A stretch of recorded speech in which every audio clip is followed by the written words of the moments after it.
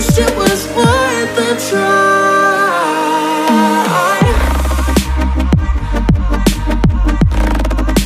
At least it was worth a try.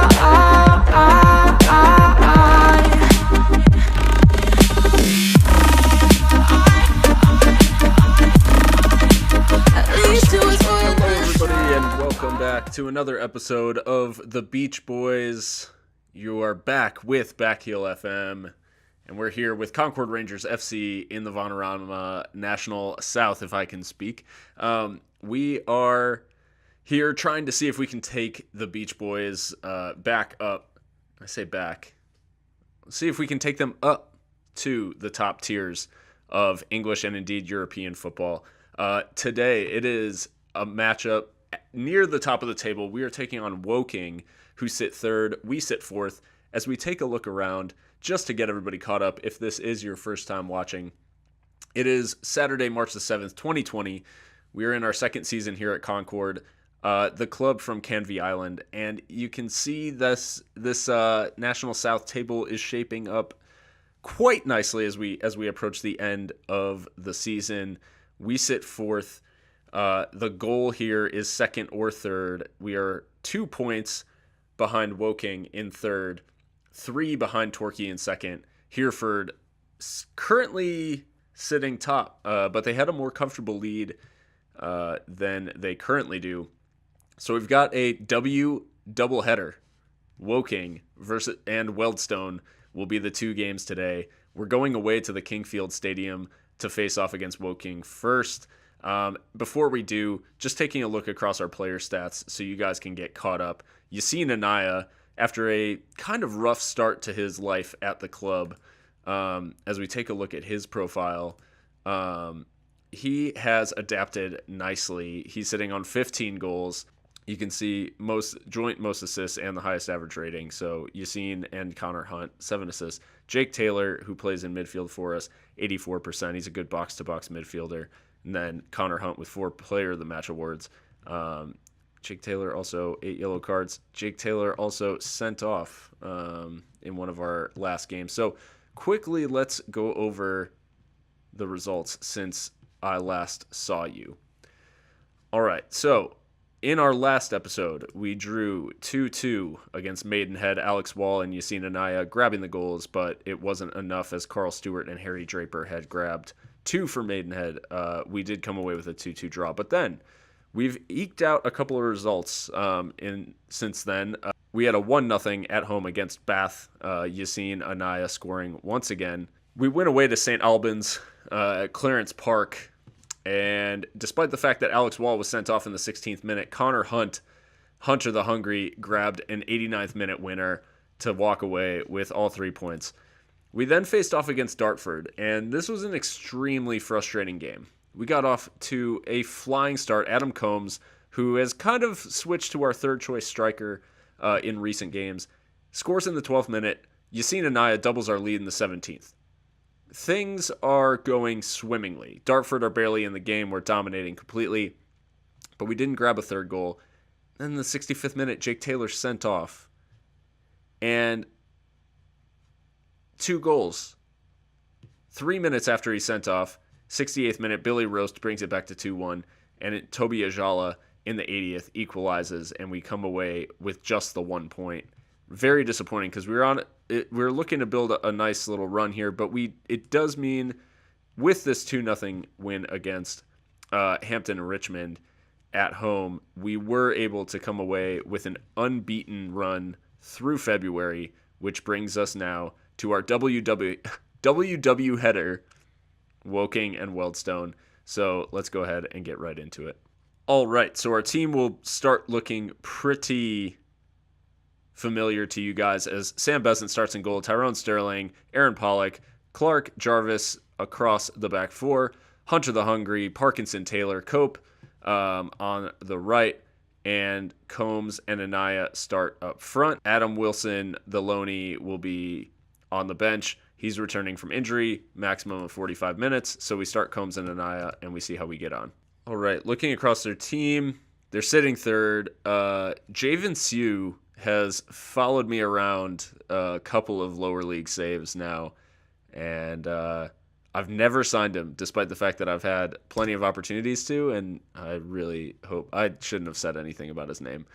All right. I want them to show me what they can do to keep the run going. Let's see how we get on. We start with the kickoff.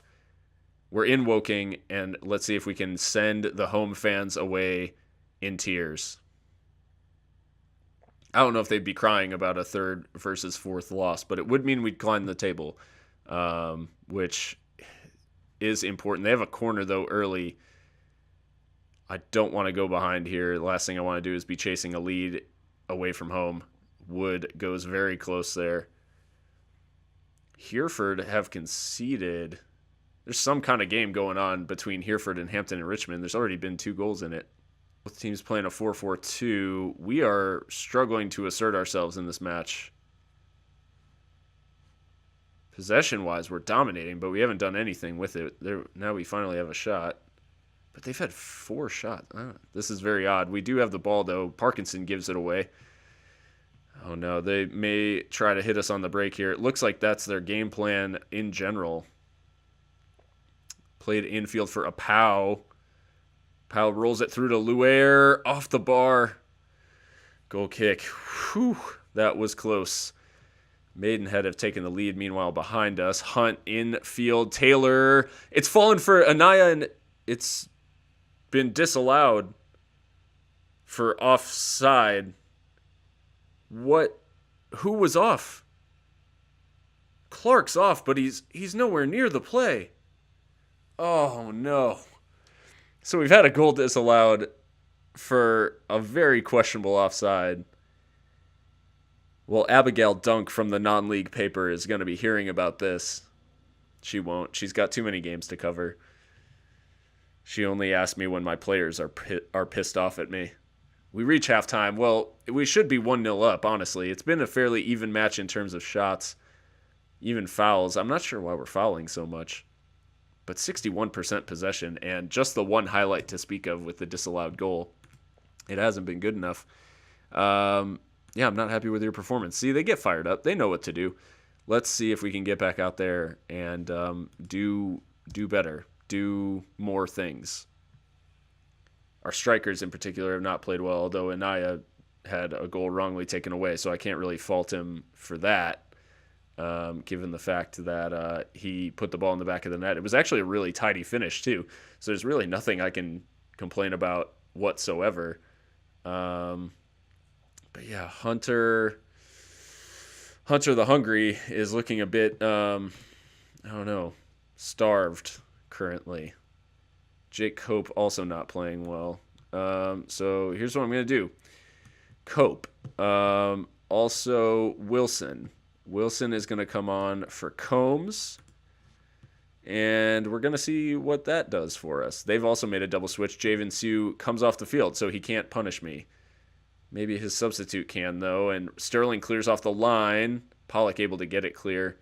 If they had scored from a scrappy goal like that, I'd have been very upset given the nature of the goal that we had disallowed.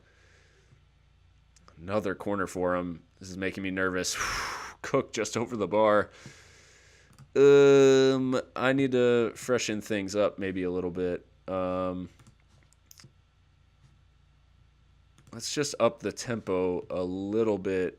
And no, I'm okay with everything. Let's just up the tempo a little bit. Let's see if we can get on and just cause them some problems, because so far we've just had the one chance. I still maintain that we should be leading in this game, but they have a goal kick now. This could be okay for us. Sterling heads away. Parkinson, though, just kind of loses sight of it. And Jarvis, aimless clearance into the path of Hyde. This gives me a very bad feeling. Oh my God. They've had the far better of the highlights in terms of how close they're coming to scoring. But I hope that means that we can kind of sucker punch them here. We've been the better team in terms of our possession. Anaya's miles off. And so now Anaya scored 2 offside goals in the same game. That one was obvious. Like, the first, though, can we talk about the first goal? Clark isn't. Clark was not interfering with the play. I have no idea how that's been given as offside. It's frankly embarrassing on a number of levels for the officials. They've just really botched it. My defense is playing well, though. Anaya, the offside king. He was born offside. Jarvis here. Jarvis has had a couple of really nice passes in behind in our previous games, and he's looking to do exactly that. He couldn't find Anaya on that occasion, though. And now they're going straight down the middle, and Ofori, Achimpong, Bezant equal to it. Sam Bezant has been an absolute monster in the last few games as Anaya heads that on rather than controlling it. But he gets a second chance. Wilson central. And then he just kicks it straight out of bounds. Hunt into the center. Oliver able to collect it. Rory Oliver, he's been good for us. Wilson crosses Taylor, and Anaya actually scores. It's onside this time, and thank God. His 16th goal of the season, assisted by Jake Taylor. Well, it was looking like this game was kind of drifting away from us. The strike, I think, just kind of deflects off of Anaya. Anaya flicks it on.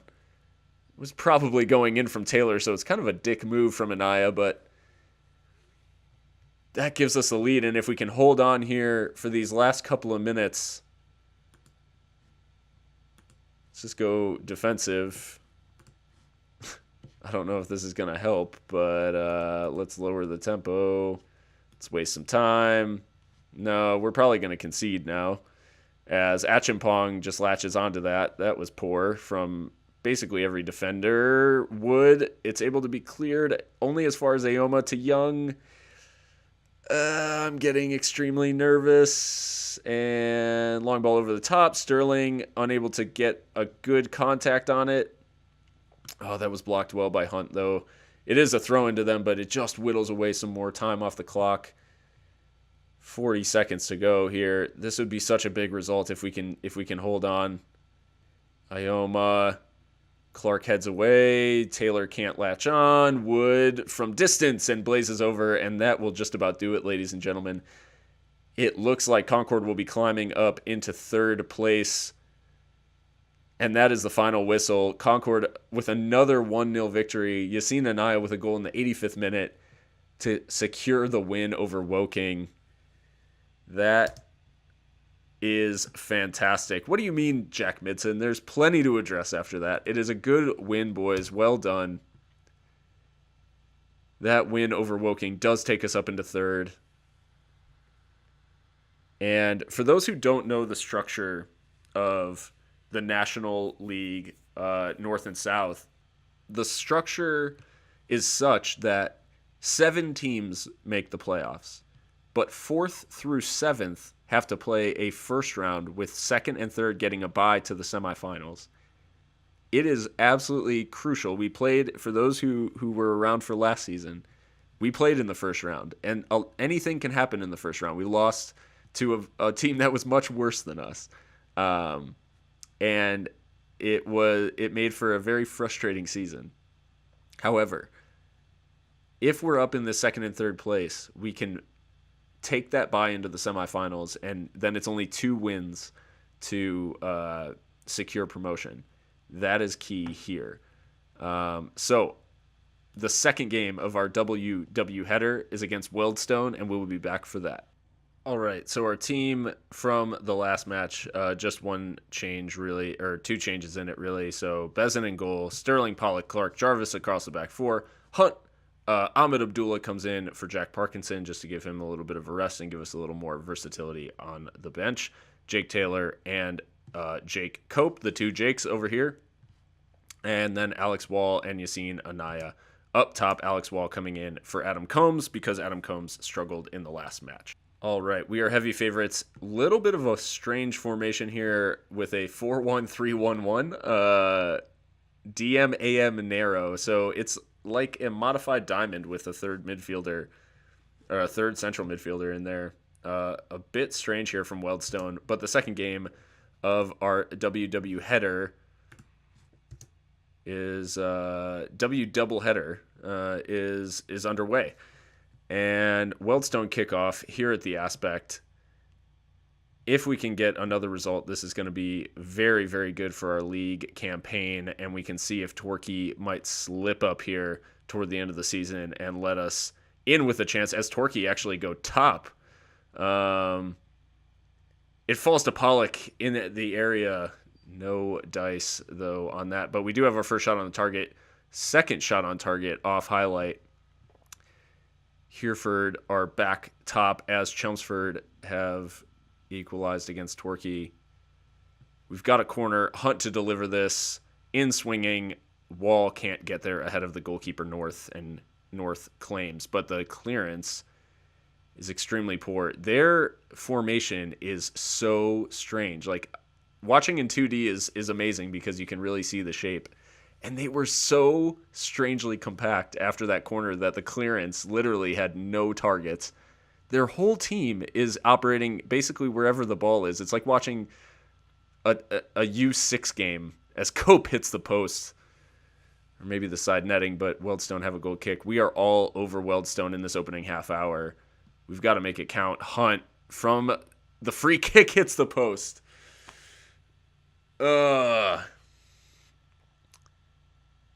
We need to make this dominance count as Torquay take the lead against Chelmsford again. Taylor wins the header there. Anaya's got options. He plays it out for Hunt. Hunt, can he pick the right pass? He finds Cope at the far post, who smashes it into the far. Oh, what a goal by Jake Cope. Well, we've absolutely dominated the opening half, and this is just a brilliant piece of play. Anaya switched it out to the left. Hunt chipped it in for Cope to run onto, and he just absolutely leathered it into that side netting. Cope with the cartwheel, and we are flying here. We need more goals to really put this out of reach. But this has been a great performance in the opening half. It looks like we're at halftime. We've absolutely dominated. We need to make sure that we continue that. Got to guard against complacency now. They've gained focus. They've gained motivation, and it's time to take advantage of that. We kick off in the second half. Really, there's no reason to change anything that we're doing. We just need to convert more chances. That is it. Concord Rangers finishing the season strong. We've had our ups and downs. We still have about 10 games to go, or 8 games to go. But we can really, really, really make a strong case to, I don't want to say anything out of turn or ahead of time. We still just have the 1-goal lead against Weldstone, and Sanko has it on the edge of the area. Poku. This is making me a little nervous in the length of this highlight. It's in towards Poku. Besant claims that easily. All right, 60 minutes gone. Hunt with a corner.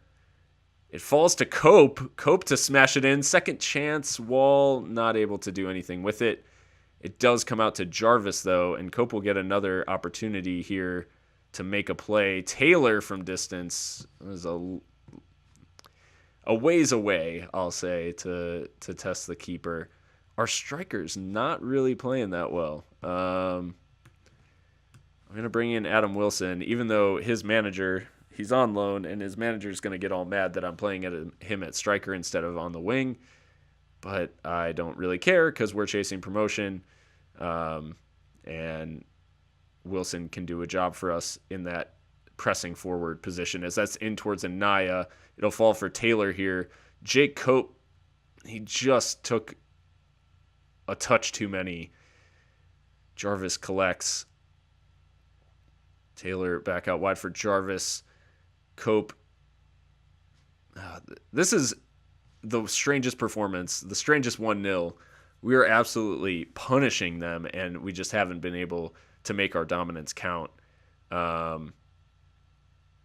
We really need a second here, and it's making me extremely uncomfortable that it's still 1-0. 15 minutes to go, and like I said, this is still making me extremely uncomfortable. I'm going to bring Parkinson on for Abdullah.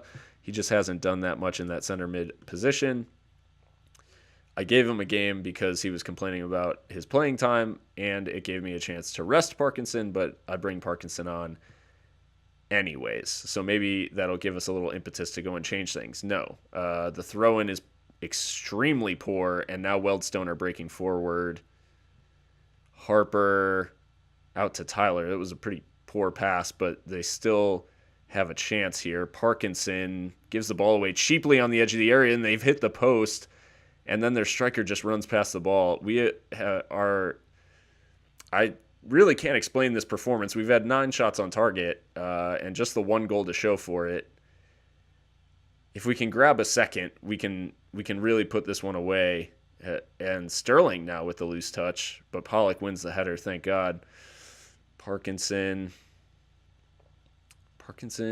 and Taylor exchanging passes in midfield. Hunt here.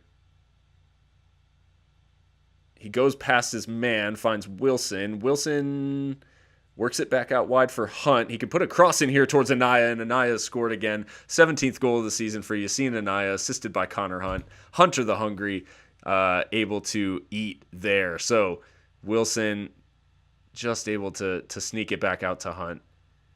Hunt blasted it in. Anaya headed it into the corner, just nodded it in. Simple goal. And that should give us the victory here at home against Weldstone. Well, it looks like with results elsewhere, it looks like we will still be sitting in third. Just looking for these other, as Poku picks up a yellow card. Just trying to look at these other results. Hendon beating Hemel Hempstead, which is interesting.